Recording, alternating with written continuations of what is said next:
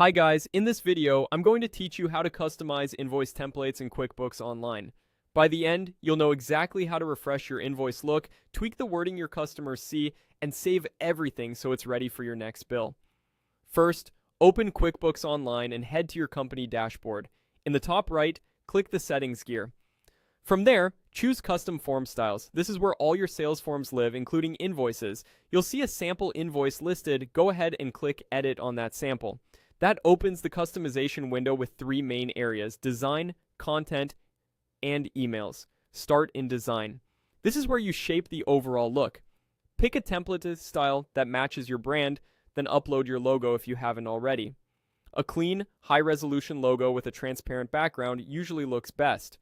Choose your brand color for accents and headings, and select a font that's easy to read. Keep accessibility in mind. Strong contrast between text and background makes a big difference.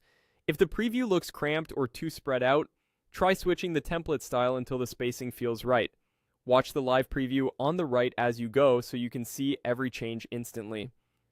Next, switch to the Content tab. You'll see the invoice broken into sections like header, table, and footer. Click each section to adjust what appears.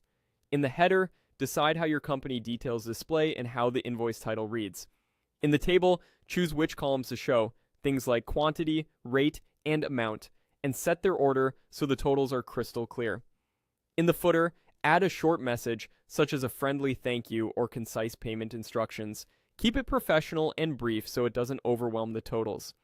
If you need to include notes like late fee policies or terms, this is a good spot, and you can fine-tune the language to match your brand's tone. Then move to the Emails tab. This controls the subject line and email message customers receive with the invoice. Make the subject clear, include your business name and the word invoice, and write a short, courteous message that sets expectations like due dates or how to pay. You can also choose whether a PDF copy is attached by default.